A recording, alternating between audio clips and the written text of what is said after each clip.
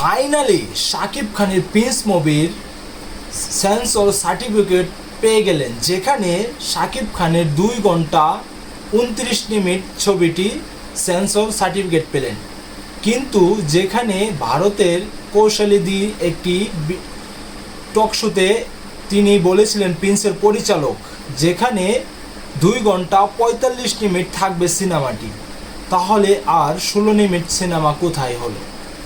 যেখানে বরবাদ cinema release হয়েছিল সেখান থেকেও আমরা 10 মিনিট ছবি কেটে দেওয়া হয়েছিল সেন্সর সার্টিফিকেট থেকে। কিন্তু এবারও কি তা হতে চলেছে প্রিন্সের বেলায়? আসলে বিষয়টা এমন না।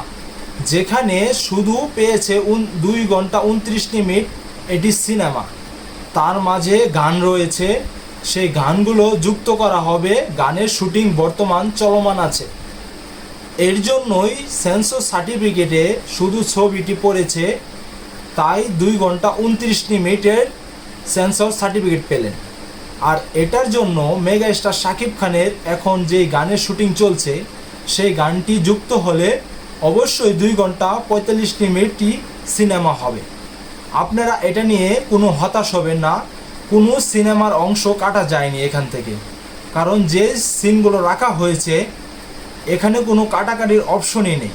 কারণ শাকিব খানে এখন এই সিনেমাটি এমন কিছু বানাননি বা এমন কিছু ডায়লগও বলেননি যে এখান থেকে কিছু কেটে দিবে। এর জন্য আমরা অবশ্যই খুশি, কারণ বরবাদের বেলায় আমাদের 10 মিনিট ছবি কেটে দেওয়া হয়েছিল। এখান থেকে আমরা এটাই পাচ্ছি, প্রিন্স ছবি পুরাটি পাবো, এমনকি 2 ঘন্টা 45 মিনিটই থাকবে এই সিনেমাটি। আপনারা কি মনে করেন অবশ্যই কমেন্ট বক্সে কমেন্ট করে জানাবেন। আর শাকিব খানের প্রিন্স মুভির এই নতুন নতুন আপডেট পেতে চাইলে অবশ্যই চ্যানেলটাকে সাবস্ক্রাইব করে আমার পাশেই থাকবেন। ফেসবুক পেজ থেকে দেখে থাকলে পেজটাকে ফলো দিবেন, কারণ শাকিব খানকে নিয়ে আলোচনা করি, আর শাকিব খানের যত আলোচনা এই পেজ থেকে বা এই চ্যানেল থেকেই আপলোড হবে। আপনারা পাশে থাকবেন, এমনকি ভিডিওটি বেশি বেশি শেয়ার করবেন। যেখানে শাকিব খানের কিছুদিনের মধ্যেই আইটেম গান রিলিজ হবে। ধন্যবাদ সবাইকে।